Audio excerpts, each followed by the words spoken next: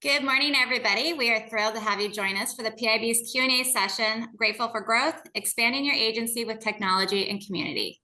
Before we begin, if you could all please make sure your cameras are off and microphones are muted to avoid any distractions. Also, if you could kindly hold all questions to the end of the session, we'd really appreciate it. I'd like to introduce our incredible speakers today. First, hosting today's session is Rachel from PIIB. She brings over 20 years of experience supporting independent agencies and helping them thrive. Joining her is our special guest, Dirk Zeigler from Zeigler Insurance Agency. Dirk was a captive agent for 10 years before taking his agency independent in 2015. He will be sharing his journey and valuable insights with us today. Now let's get this started. I'm going to turn it over to Rachel and let's dive in. All right. Hello, everyone, and thank you for joining us today. Thank you for being here, Dirk. So being time sensitive for everybody, we're going to keep this to about 20-30 minutes, some questions. And so we are going to jump right into it. And Carrie, thank you for the awesome intro. So we're going to be going over a couple different things: agency journey and growth, benefits of joining a network, technology and efficiency, and client relationships and community involvement. So let's get started with agency journey and growth. And the first question is, can you share your agency's journey from the beginning to where it is today? And what were some of the key challenges you faced as an independent agency? Well, first and foremost, thank you, and appreciate everyone taking time to come out today. As Carrie mentioned, I was a captive agent from 2005, I think it was, until 2015. And at the end of 2015, I was with Farmers in that book. We were growing each year, but I was losing clients due to no fault of our own, whether it was rate increases, I had no additional markets. I had seen multiple people, friends and folks over the years that were independent that were very successful. And as crazy as it sounds, I had a daughter that was starting private college and another daughter starting high school. And we just helped my mom purchase a home on the East Coast. And I went home and told my wife, we're going independent and we're starting over at zero. And so that was a bit of a shock for all of us. But, it's one of those things where we just bet on ourselves and said, if we can get into the insurance or into the independent side and get some traction with a few carriers and start to build the business. I had confidence in myself to do that. Didn't mean I wasn't scared, but to death of what was going to happen. But and that's what we did. So in 2015, we basically sold the book back to Farmers Insurance and started out with I knew ahead of time that we were going to be going independent for a little while. And we were very fortunate enough that of all carriers, Nationwide was our first carrier to give us an independent contract. And shortly thereafter, I look back and it was very, I think, lucky and strategic, but lucky at the same time. Within probably the first year, less than a year, 6 months, we were able to have Nationwide, Travelers, and Safeco. And that's amazing. Those were the three.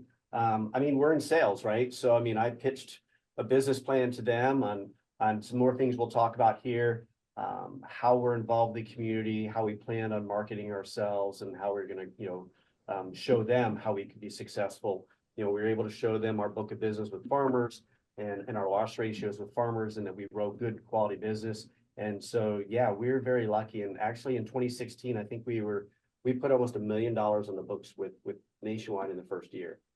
That's amazing.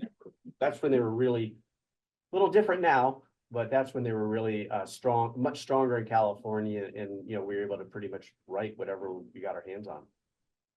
Well, and I think that just goes to show too, and I know we'll get into it more, like you guys had a plan. There was still a lot going on in your lives, but you didn't let that hold you up. You had a plan and you executed your plan. I always tell agencies or prospects when I'm talking to them that having that plan and executing it is what will help you succeed with the carriers and with coming to the independent side from another side, or if you broke off from another agency.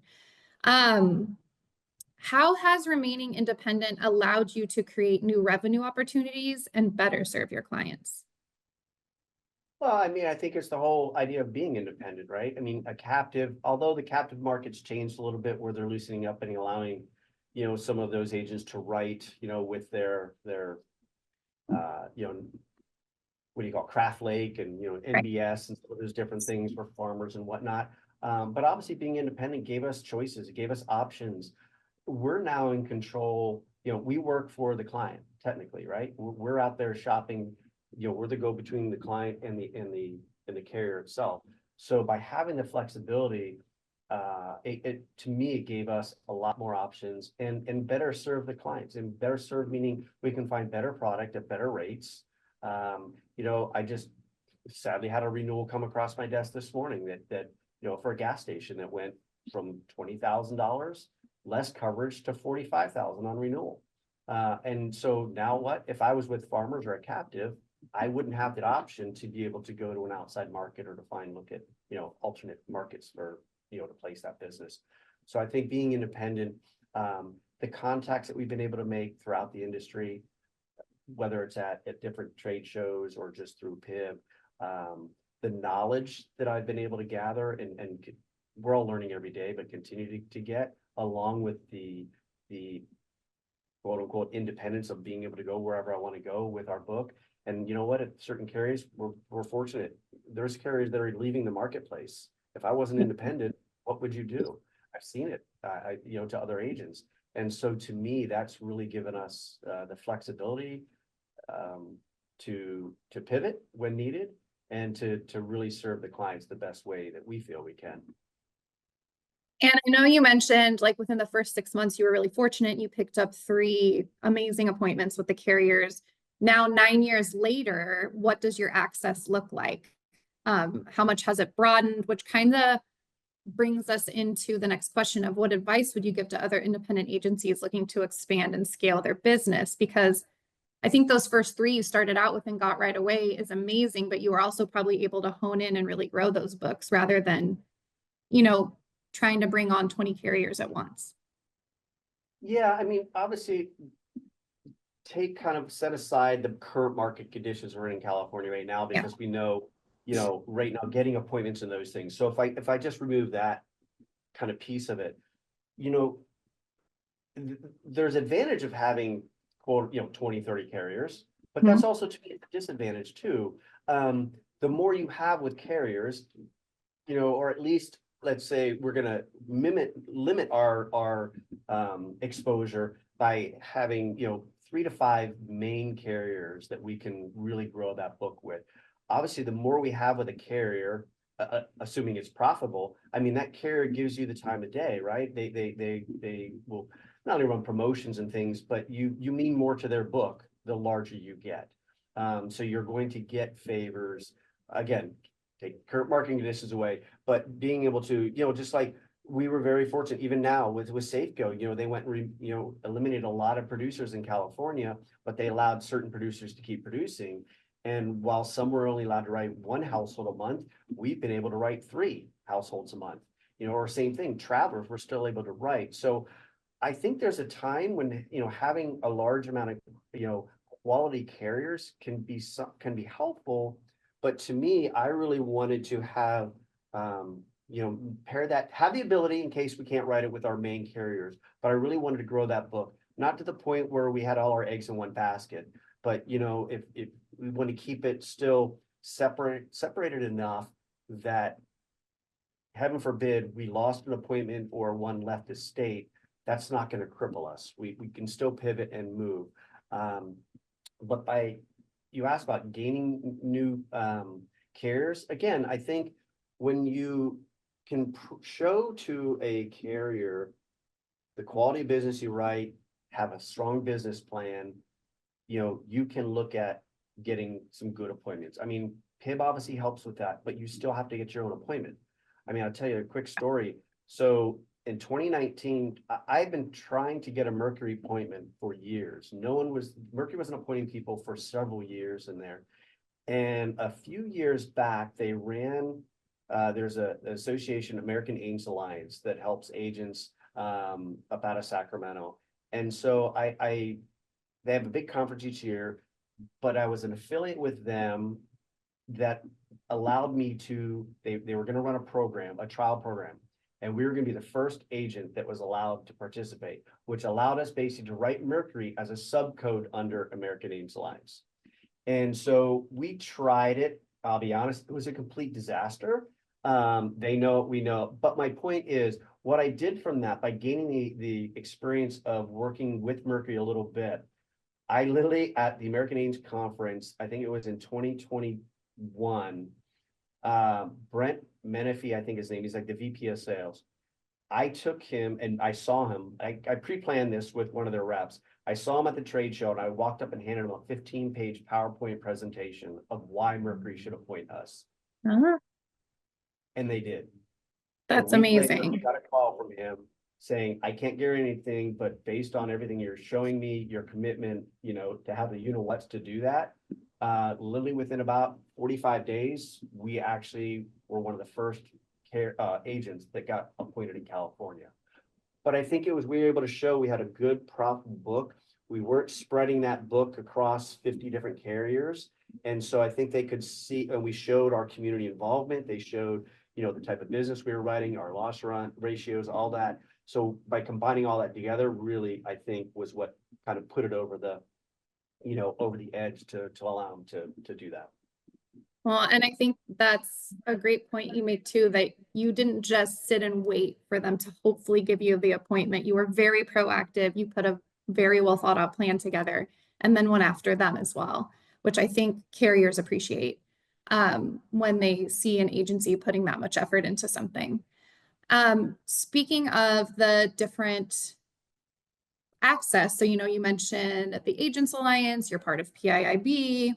How is joining a network or working with other alliances like Agents Alliance help your agency grow? And what benefits have you seen from being part of a larger community of like-minded people or agents? And I'm not just saying this, but for us, PIIB has been a game changer. I mean, one, I'll talk on the carrier side and then the kind of the revenue side and networking. I mean, those three things are pivotal. I mean, having the ability or getting the introductions to carriers, for instance, just in the last year, you know, we were using the Accelerate program to work with carriers like Hartford or Hanover. And I went to Hartford and talked to their rep and I said, yeah, I want to use the, you know, I want to learn to write with you guys and what you're doing. You know, I want to get a better understanding of what your market appetite is to the rep. And she's like, well, why are you going to go through the Accelerate program? I said, well, I would love not to, but I said, I know you have minimums and such. And she says, well, here's the thing. PIIB vets their agents so much on the front end that it makes it easier for carriers knowing you've done a lot. You've probably done 75% of legwork for them, right? In terms of vetting. And so on the spot, she said, I'll appoint you today, you know? Mm-hmm. So and the same thing happened with Hanover. I went, you know, and she's like, we're terminating our relationship with Nationwide Commercial. Well, I shouldn't say that, that's lying. They terminated us because we had a small book of business with them and they're, you know, that sort of thing. So I wanted to find some other carriers that we could plug in. And by being affiliated with PIIB, having that relationship, I was able to pick up both Hartford and Hanover. And literally within the first year, we're not a huge agency, but we probably have put almost a couple $100,000 with Hartford already. So having the relationship with PIIB from that standpoint and getting carrier access has been great for us. The ability from, you know, profit sharing, you know, unless you're these bigger agencies, you know, they can meet if you were just standalone with a carrier, you've got to meet certain thresholds in order to have, you know, contingencies. And obviously by being part of PIIB, I would have never, I mean, we would be there. It would have taken, you expedited things probably 4 or 5 years. For me to get contingencies and things like that, higher commission rates, you know, different things of those natures, all that. I mean, that's huge for any agent, whether you're a large agent or you're a smaller agent. Revenue is revenue, right? To our bottom line. And if we can maximize that. And I think the third part is the networking and the people. I have met some absolutely incredible people through PIIB that I would never met before, to the point where we've started our own little, you know, almost like our own little mastermind groups off on the side. We have a chat group or, you know, text group that, hey, I need a marketplace for this, or what, I got this kind of situation, or whatever it might be. So I think from the care standpoint, access standpoint, from the networking standpoint, and then revenue potentials, for us, PIIB has been phenomenal for us. We've been a part of some other, like I said, the American Eames Alliance is very small. I do that more because I go to their conference and just to support them because they support independent agents. But, I certainly looked at a lot of other quote unquote clusters out there. And by far, to me, PIIB was hands down the best, just based on the contract and based on everything they had to offer. Well, and I know you kind of covered our next question, which was, being a network has created opportunities for collaboration and kind of like a network within a network where you make these smaller groups. Can you kind of talk a little bit about, because I know sometimes when I talk to some prospects, and it's not everyone, but they're a little hesitant to share information. Can you just elaborate a little bit on how it feels comfortable to maybe network within the group, that you're not really worried about people, just the sharing of ideas and not being Sure. worried about like, oh, this person's going to step on my toes or do this or that? What's interesting is I will say, when I was captive, there was another agent in our area that was killing it. And I just was like, what's your secret? What are you doing? And he wouldn't say a word. I'm like, all right, whatever. We'll do our own thing. Within PIIB and like the management system we use, to me, the culture just seems different in a sense that people aren't afraid to share. I mean, of course, there's hesitancy, and I just mentioned. So there's a group of us that we now talk once a month on the phone. Some of us openly share numbers. I mean, it's not to details, that sort of thing, but here's our size, here's how many employees we have, so we can kind of discuss things. And if we feel the need to quote unquote put an NDA in place, then we'll do that. But the point is, I'm dealing with people. I'm in about an hour east of San Francisco, and I'm dealing in Brentwood. And people that we meet with on this phone call, I've got one that's 20 minutes away from us. I've got one that's Central California, one up near Sacramento, one in Vallejo. I mean, so there's 5 or 6 of us that are within a 2-hour radius, and we've never run into each other's clients, ever. And so to me, I mean, obviously it's a trust factor, right? You've got to be comfortable with somebody or whatnot. But I have not felt that, or I've not had a situation where I felt like, I better not say something to another PIIB agent, that they might kind of try to take my business or try to do something. I've never felt that. And I don't know. Again, I think it goes back to the vetting that PIIB does of the agents, because I think, people do business with people they know, they like, and they trust, right? That's common. And I think that's the same thing with you guys. You are looking for people that, yes, PIIB wants to make money, but they want to bring on the right agents that mix with the other agents and aren't going to create any kind of conflict. And maybe I'm wrong, but that just, to me, that kind of feels like you're totally right. Absolutely. Because I always, anytime we have our events, like our annual conference or a fall event, whatever it is, I love being around all the people in our group. And I always leave just energized from being around everybody, because everyone is just so kind and open and do feel very trustworthy to be able to network with and share information with. Moving into technology and efficiency, which technology tools or platforms have had the most significant impact on your agency's growth and operational efficiency? Sure. And this question, I think I'll say what I have, and that doesn't mean it's right for everybody. Everybody's book is going to be a little bit different with what they write and how they want to handle things. We use Hawksoft as our management system. We've been partnered with them. I was actually on another management system, Vertifore, AMS 360, very short period of time. And actually a PIIB agent at a conference introduced me to Hawksoft and said, you're not going to use, you're paying a lot of money for this. And that's not a slam against them. They are the right fit for certain agencies. They work for us. I just thought, oh, I'm going independent. I need the best management system or the biggest guy out there. And wasn't even thinking about the cost. I just thought, oh, this is what it is. So long story short, we ended up pivoting very quickly within 6 months, and we went to Hawksoft. And so that's been wonderful for us, especially as much as they've They've been changing and updating things. They're a family-owned business. They similar kind of culture. So I really like that. Where we've really changed, we've used a couple different CRMs over the years. What we've now landed on is Agency Zoom. We love the fact that it integrates 2 ways with Hawksoft. And we've actually, there's several people in this group where we created a small group of people that have Hawksoft and Agency Zoom together. And now we've created like our own little mastermind group to work on really how we can better utilize the software, because we all realize we're using it. But it's such a small part of it that we could really tap into it. And that might be for renewal processes. It might be for new business. It could be for non-renewal process. It could be for your claims. I'm actually using it right now with another piece of software I can give a quick glance, talk about is Donna AI, where it actually goes into my book of business. It will pulls all my commercial clients out. It goes in and creates a file for me to approve or disapprove anyone that I want to target cyber insurance for. And that dumps over into it goes from Hawksoft to an account that goes over to Agency Zoom.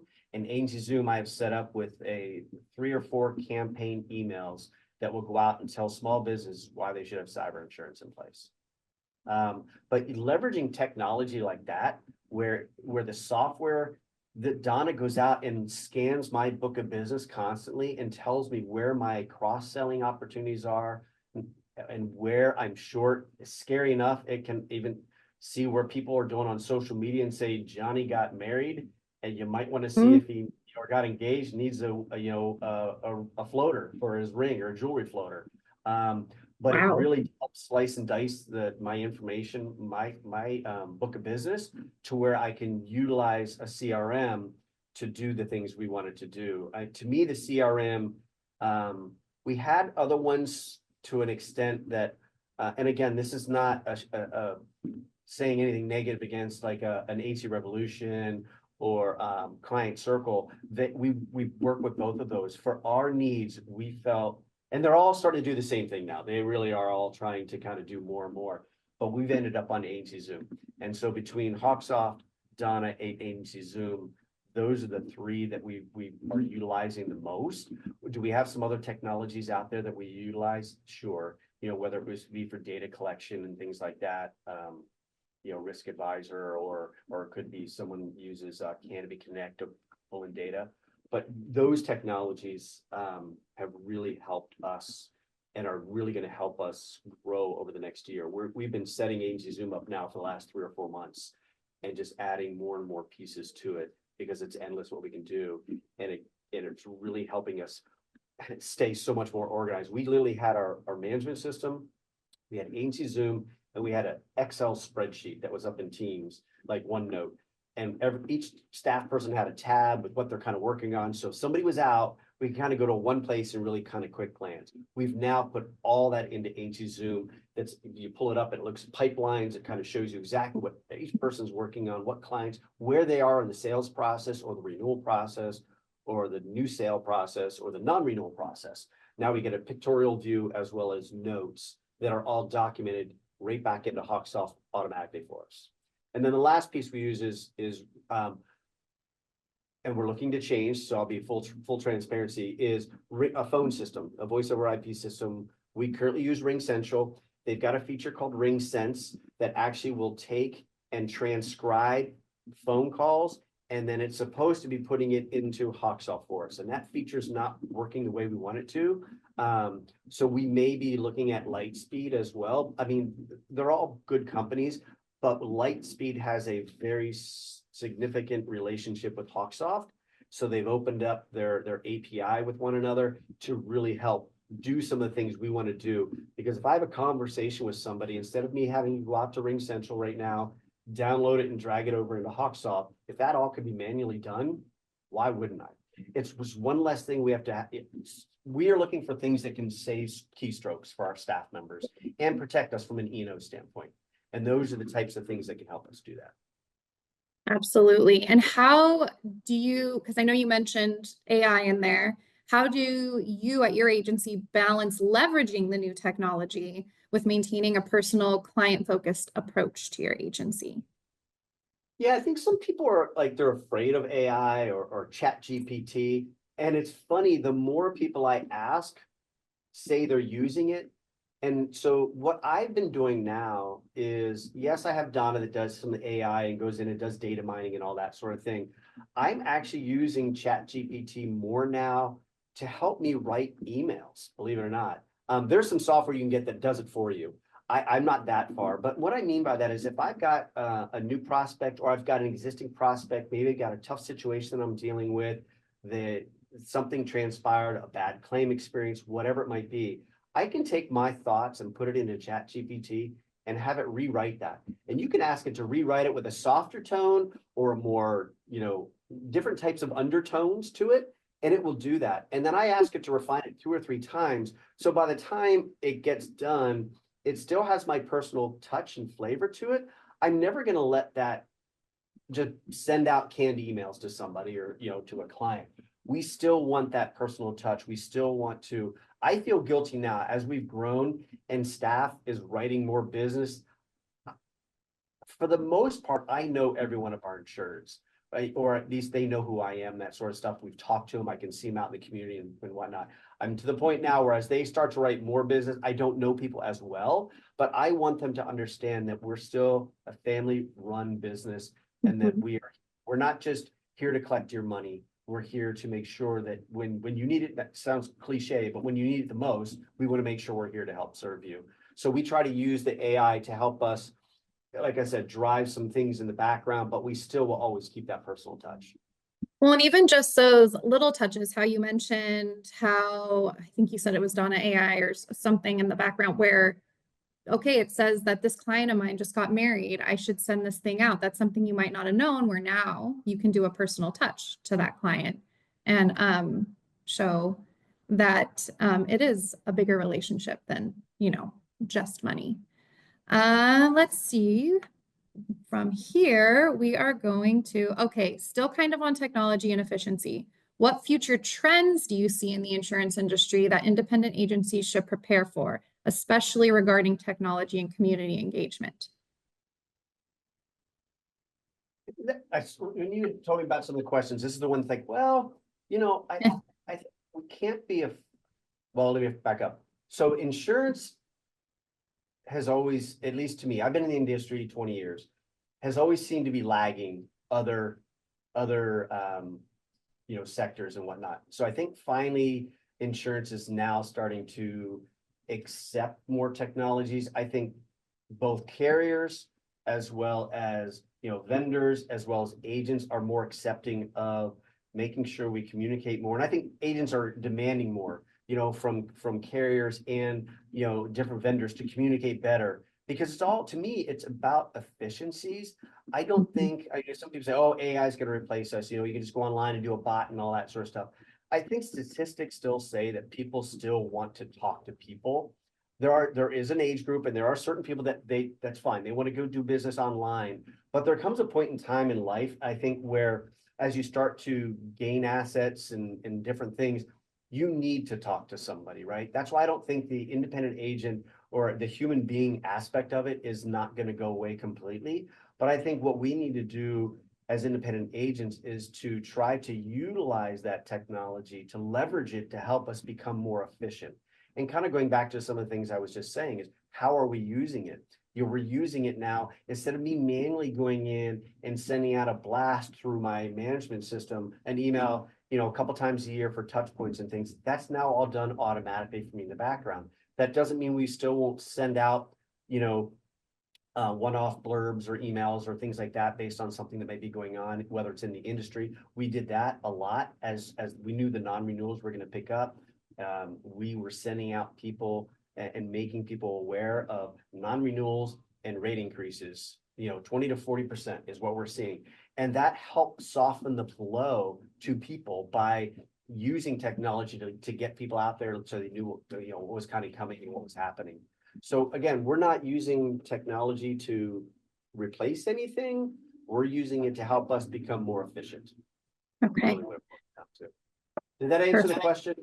Yeah, yeah, I think so. And we're gonna kind of slowly move into, well, not slowly, because I do want to be sensitive to everybody's time, but we're gonna just briefly touch on client relationships and community involvement really quick. So, and if anyone has any questions of anything we've talked about, go ahead and type them up in the chat, and then we can just kind of go over them at the end. But let's see, a lot of things we've kind of touched on with what we've already talked about. So the one I really want to go over is, how do you keep your team motivated to participate in community initiatives, and how does that involvement benefit your agency? I can honestly say, I think we have maybe advertised once in 20 years, maybe twice in like a local newspaper or something. This was years ago. To me and to us, the community pays our paychecks. They determine whether or not we're successful.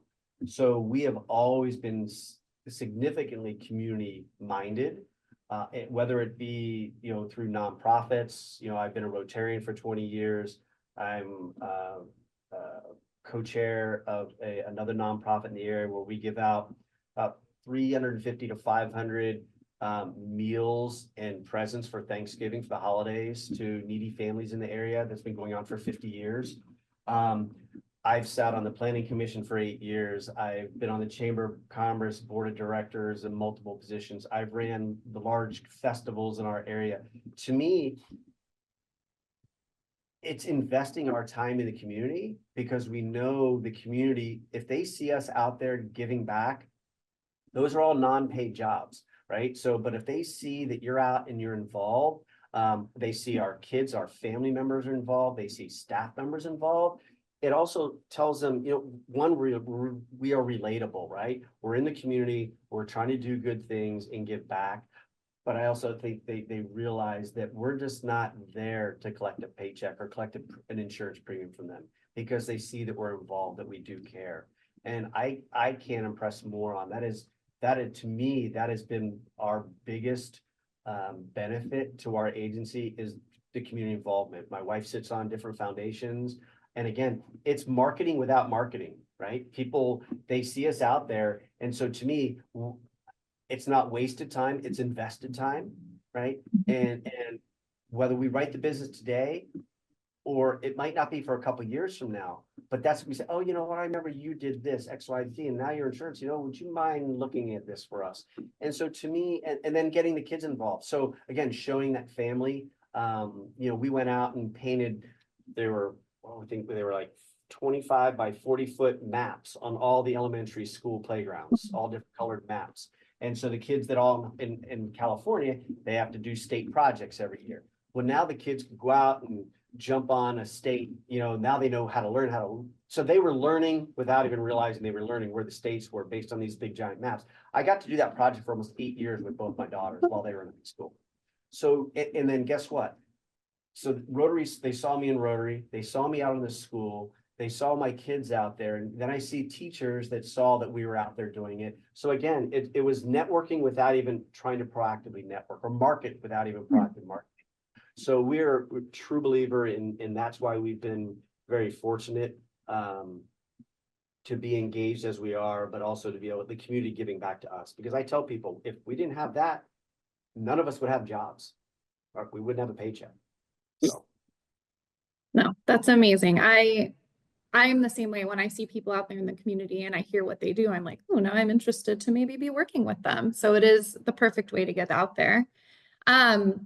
It's free most of the time. Yeah. And it's just investing your time, of course, but you're not really paying to do those things. Yeah. Yeah. And it's enjoyable to know your community.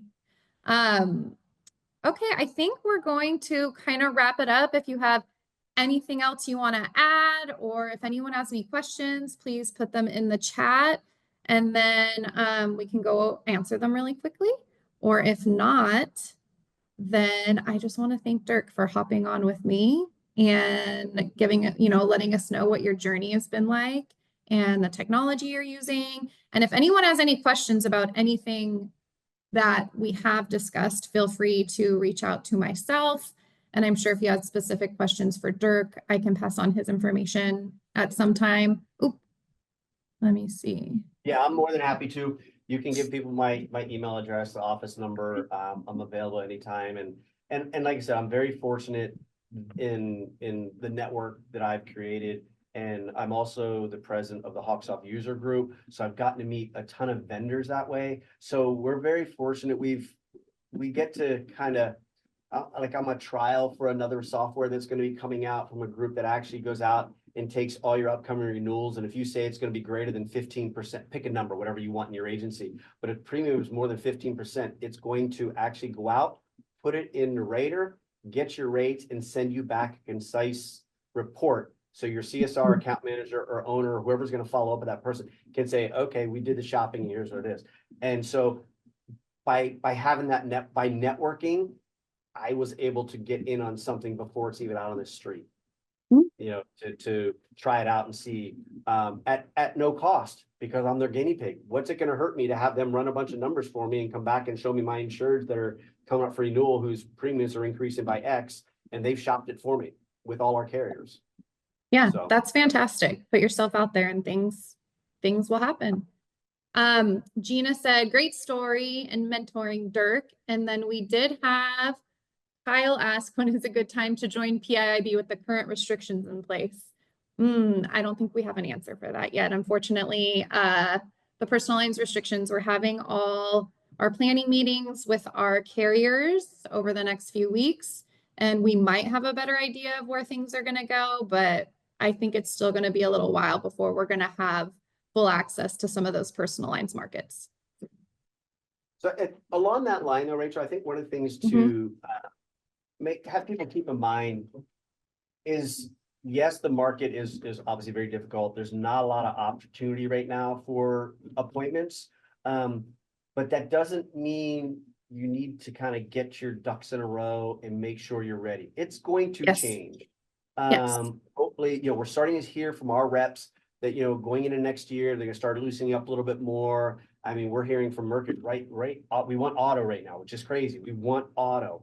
Their underwriting guidelines are ridiculously crazy. But my point is, I prepared for that Mercury appointment well in advance. You know, I did everything to my power to make my agency look the best I could over everybody else, because I'm not the only one in California that wants to get Mercury, right? So it's like, what could I do? And I am more than happy if people, you know, want me to, I'll share my, you know, my presentation, you know, because to me, somebody gave back to me. So I'm more than happy to share that or help someone with that journey. But to me, it's just be prepared, because it's not a matter of if, but when it does turn. If you're looking for those appointments, you need to be ready right away to submit your packet as to why I'm their best choice that they can make. Yeah, I totally agree. Thank you for saying that. And coming from the agency side and perspective as well, it makes a lot of sense, because there's once it doesn't open up, there is going to be people running for those appointments. And we know not everyone's going to get them. The other thing I would say is also during this time being able to pivot. I know a lot of people just want the personal lines appointments, but if you can start working with a commercial producer, commercial CSR, and kind of get that part of your agency up and running and pivot a little bit and come up with a plan to write different lines of business, that can kind of get you in the door. And then now you're set up to kind of be in the running for those personal appointments when they come up as well. Yeah, and keep in mind with commercial too, you know, you don't have to start off, you know, with mid-market accounts, right? You know, the basic ops and things like that are fairly easy to learn. And then what I did was, like, when I went and signed with Hartford and Hanover, I literally went to their underwriter and said, what do you write really well that you are not getting enough applications submitted for? That's a great question. I don't want to follow the masses, right? I want to pivot to where do they want business that they're good at writing, but they're not getting enough action on. So then I can go right to them. And so that tells them, one, oh yeah, I want to grow not only with you, but I'm trying to help you because I want to go in places that you want to be or that you feel you're good at. So that's another way to look at on the commercial side. or just look at look at the overall market, you know, what's right now, EPLI, you know, cyber, those two are huge right now. And that's why I'm actually creating. So I've been going out and getting some direct appointments with certain cyber carriers or through a GA to make sure I've got, you know, 5, 6 good opportunities that I can really go out and market to my entire book, and then create a landing page on my website that says, hey, we specialize with cyber. Yep. I think that that's great advice, figuring out what the carriers want written that they're not getting enough of, and then going for those other lines that, so it doesn't have, I know a lot of people need the personal lines. I get that, but it's just not happening right now. So that pivot and being able to adapt to what's going on will get you ahead right now. All right. Anything else? If not, thank you so much, Dirk. This was very helpful. And we got a note from Kyle saying, thank you. This session is really wonderful. So that's good. Feel free to reach out anytime on any that we talked about. I'm more than happy. I certainly don't know it all, but I'll share any kind of knowledge I have with whoever asks. Thank you so much, Dirk. And I hope everyone out there who watched this has happy holidays. Everything's gone by really quickly this year, so things are going to creep up. So everyone have fantastic holidays, and we'll probably be back with another Q&A session in January. Thank you, Dirk. But you're welcome. Thank you all. Take care. Bye. Safe.